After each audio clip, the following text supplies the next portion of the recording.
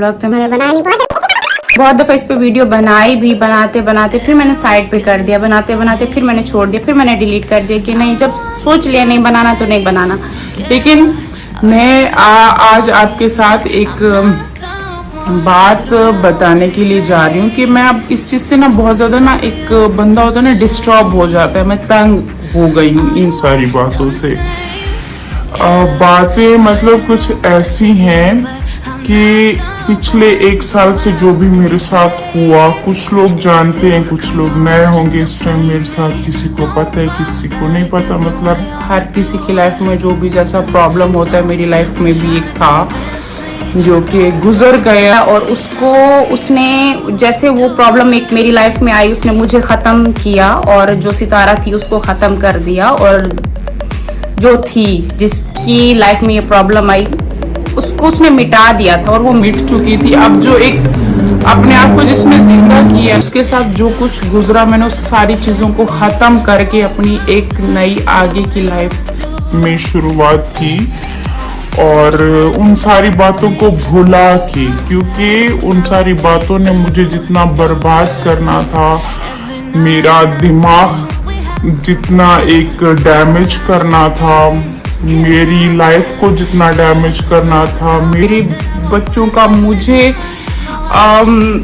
मैं उस टाइम को याद भी नहीं करना चाहती। वो बहुत बुरा टाइम था, और अल्लाह ना करे मैं तो अपने दुश्मन को भी ऐसी दुआ नहीं दूं कि मेरे दुश्मनों के साथ भी ऐसा नहीं बर्दाश्त कर पाएंगे। खुदा की कसम, ये कोई भी बर्दाश्त नहीं कर सकेगा। और अगर के कभी किसी के साथ ऐसा कोई वाकया होता है जो कि मेरे साथ हुआ था,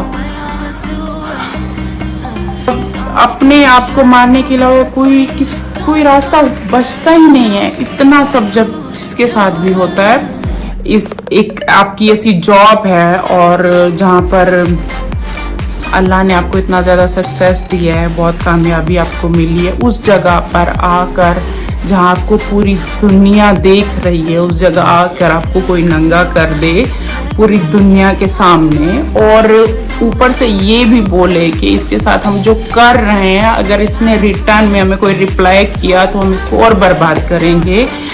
तो मतलब जो इसको मारे, मतलब जैसे कोई होता है ना सड़क पे, जैसे किसी का कोई तमाशा बना रहा होता है, जैसे किसी लड़की को कोई मतलब अपनी आंखों के सामने उसको मारते पीटते, उसको नंगा कर देना, उसका जो तमाशा करना है कर दो।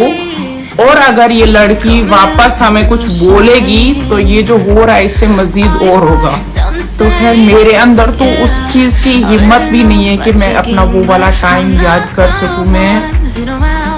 हिम्मत मेरा सच में, मैं उस वक्त को भी अब याद नहीं करती। उस वक्त की हर एक याद को मैंने मिटा दिया।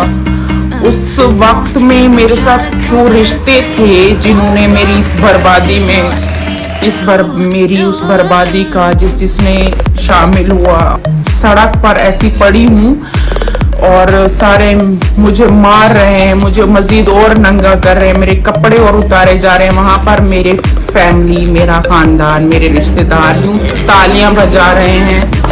तो उनसे मैंने अपना रिश्ता उस टाइम खत्म कर दिया था, क्योंकि मैं टाइम पे बिल्कुल खत्म हो चुकी थी।